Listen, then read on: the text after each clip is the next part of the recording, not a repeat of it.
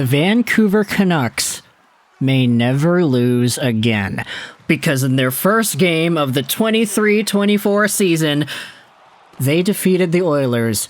They stomped on the Oilers. They ruined the Oilers with a score of 8-1.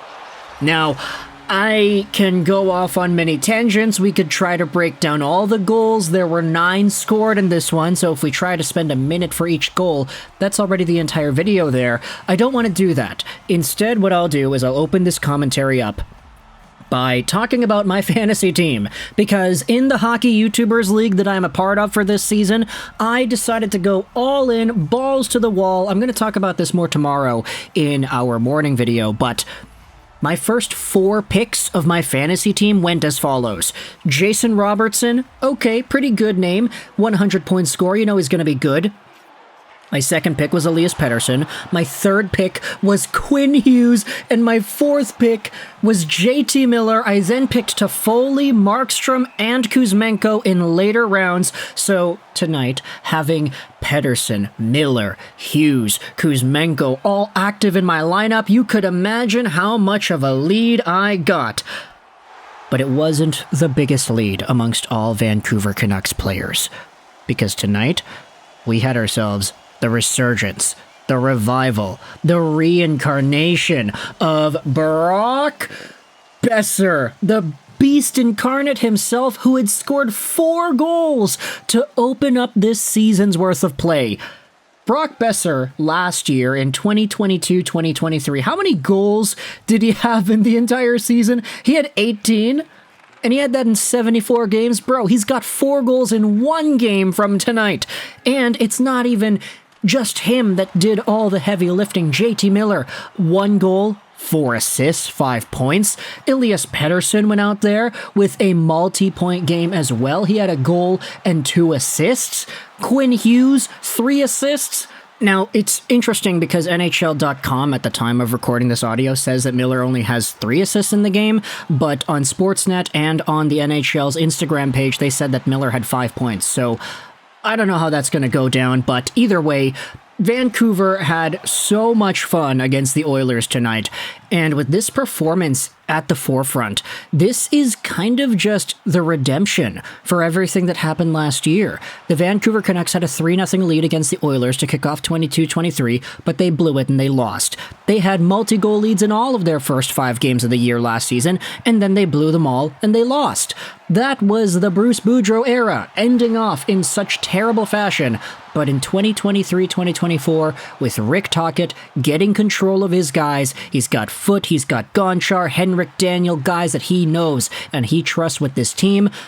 With all these strategies put in place, the Canucks stomp on an Edmonton team that had its momentum. They had their power play time, but they could only muster up 1 goal. Let's briefly go over the timeline as to how everything went in Game 1 of the 23-24 season. The Canucks killed off a penalty. It was Tyler Myers' delay of game over the glass, and I feel like this penalty kill really set the mood for the rest of the game, as immediately after, it's Elias Pettersson who flips a long pass in the offensive zone to a streaking Conor Garland. Yeah, that's right, the same Conor Garland with all the trade rumors surrounding him, and he ends up going backhand upstairs to make it 1-0. Give it a few minutes after that, the Vancouver Canucks make it 2-0 as JT Miller in the corner throws it over to Brock Boeser on the hash marks. He 1-times it top cheese, making it 2. This is a beautiful goal, a Brock Boeser classic. The snipe on the 1T on that hash mark spot, going top cheddar. We haven't really seen too many snipe Brock Boeser goals the past few years. They were mostly prevalent in his rookie season, but this goal right here, mwah, chef's kiss, classic type of Brock Boeser goal. And the goal scoring carried over into the second period, where Boeser scores again to make it 3-0. The Canucks come in on the rush. It's Brock Boeser who makes a brilliant backhand pass across to the point, and it's Filip Hronek who picks it up. He takes a shot. It goes off of the goaltender, pops off of Jack Campbell, and eventually off of JT Miller. It knocks off of him, puck is still loose, and Brock Boeser is able to swipe that into the open cage for his second of the night, making it 3-0.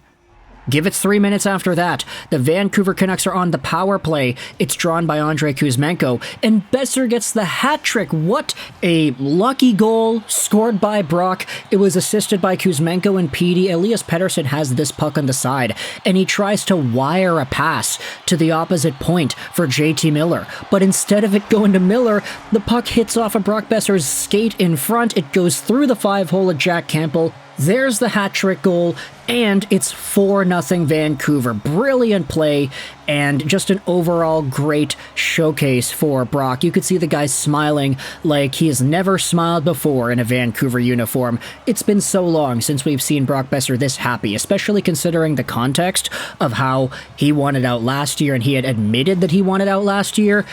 This is such a storybook type of way to start out the year. And of course, Elias Pettersson getting some more points on top of that is good too. The next goal, however, is actually scored by Edmonton. It's a Dakota Joshua penalty hooking on Draisaitl, which leads to a McDavid to Draisaitl one-timer bomb. You can't really stop that. It's inevitable. 4-1. Draisaitl gets his first of the year. McDavid gets his first point of the season too. But then, the penalties keep on coming. Edmonton to the box once more, Evan Bouchard for holding, and eventually it's Elias Pettersson who comes right in and just snipes it. He's playing in Hughes' spot at the top of the umbrella, and Petey gets the puck at the right point, just kind of takes a look at the net. He doesn't really move much. He just holds it on his forehand, fires, and he snipes it far side from the point. Just a regular snipe, goes out there and beats Stuart Skinner, who is now in, making it 5-1.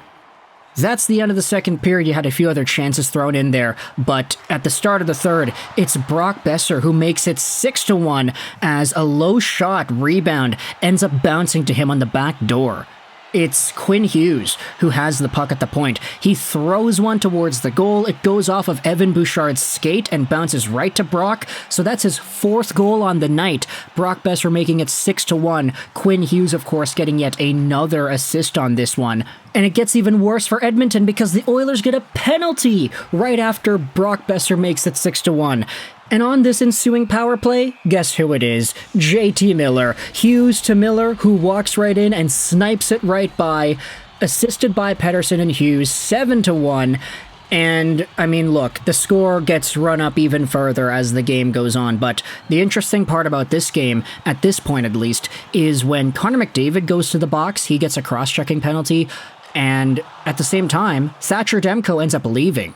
Casey DeSmith comes in, but from the way that Demko was sort of skating off the ice and leaving, it didn't really look like he was hurt. It looked more so like there was a readied agreement that said that Demko would leave because Casey DeSmith had all of his equipment on. He didn't really take any extra time to get ready. Demko just skated to the bench, they let him off, and DeSmith was right away ready to go.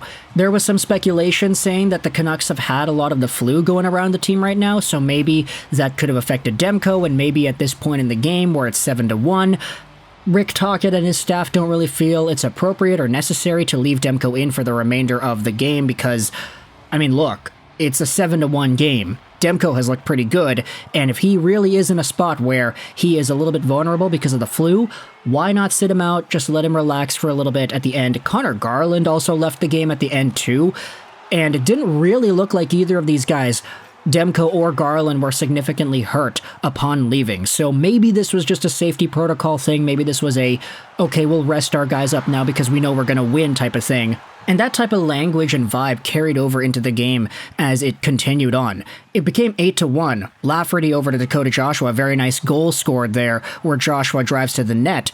But at this point, you're starting to see less of Pettersson, less of Miller, less of Brock, more shifts from guys like Joshua, Lafferty, and Höglander. Even on the power play, you had Dakota Joshua and Ian Cole suiting up. There were a few extra power plays given to Vancouver, but at the end of the day, this was a game where it was already over by the time the third period had begun. Brock Boeser gets 4 goals. JT Miller gets 5 points, apparently. I mean, NHL.com says 3 right now, but other sources are saying 5. Pettersson gets a goal and 3 assists. Quinn Hughes, 3 assists.